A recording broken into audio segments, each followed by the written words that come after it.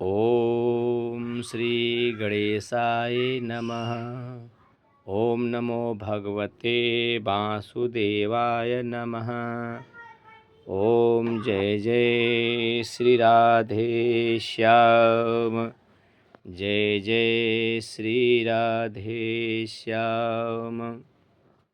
भक्तों, आइए भाद्रपद की कृष्णा पक्ष एकादशी का महात्म को श्रवण करते हैं।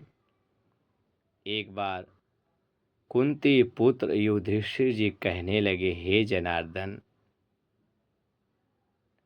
भाद्रपद कृष्ण पक्ष की एकादशी का क्या नाम है तथा उसकी विधि और महात्म क्या है?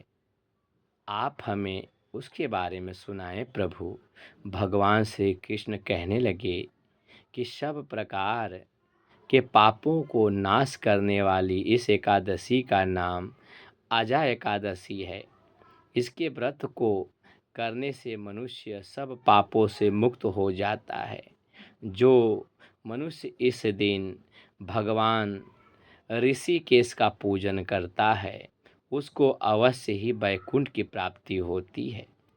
अब मैं इसकी कथा कहता हूँ, सो ध्यान पूर्वक सुनिए। प्रेम से बोलो श्री लक्ष्मी नारायण भगवान की जय। प्राचीन काल में हरिश्चंद्र नाम के एक सत्यवादी राजा राज करता था। उसके किसी कर्म के वशीभूत होकर अपना सारा राज व धन त्याग दिया, साथ ही अपनी स्त्री पुत्र तथा स्वयं को भी बेच दिया। वह राजा चांडाल का दास बनकर सत्य को धारण करता हुआ मृत्यु को मृतकों का वस्त्र ग्रहण कर रहा था, मगर किसी प्रकार भी सत्य से विचलित नहीं हुआ। कई बार राजा चिंतित हुआ और चिंता रूपी समुद्र में डूबकर अपने मन में विचार करने लगा कि मैं कहाँ जाऊँ, क्या करूँ, मेरे कुछ समझ में नहीं आ रहा। बोलो श्री लक्ष्मी नारायण भगवान की जय। कहता है,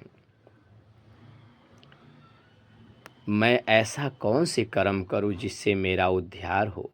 इस प्रकार राजा को कई वर्ष बीत गए। एक दिन राजा इसी चिंता में बैठा हुआ था कि गौतम ऋषि आ गए। राजा ने उनको देखकर प्रणाम किया और अपनी सब दुख भरी गाथा सुनाई। बोलो श्री लक्ष्मी नारायण भगवान की जय। राजा की यह बात सुनकर गौतम ऋषि ने कहा, हे राजन, तुम्हारे भाग्य से आज से 7 रोज बाद भाद्रपद कृष्ण पक्ष की अजा नाम की एकादशी आएगी।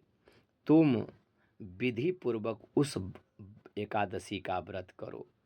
इस व्रत के पुण्य के प्रभाव से तुम्हारे समस्त पाप नष्ट हो जाएंगे। इस प्रकार राजा से कई कह कर गौतम ऋषि तो उसी समय अंतर ध्यान हो गए और राजा ने उनके कथयानुसार एकादशी आने पर विधि पूर्वक व्रत व जागरण किया। उस व्रत के प्रभाव से राजा के समस्त पाप नष्ट हो गए। अंत में स्वर्ग में बाजे बजने लगे और पुष्पों की वर्षा होने लगी। उसने अपने मृतक पुत्र को जीवित कर अपनी स्त्री को वस्त्र तथा आभूषणों से युक्त देखा। उस व्रत के प्रभाव से उसको पुनः राज मिल गया और अंत समय में अपने परिवार सहित स्वर्ग लोक को गया। प्रेम से बोलो श्री लक्ष्मी नारायण भगवान की जय।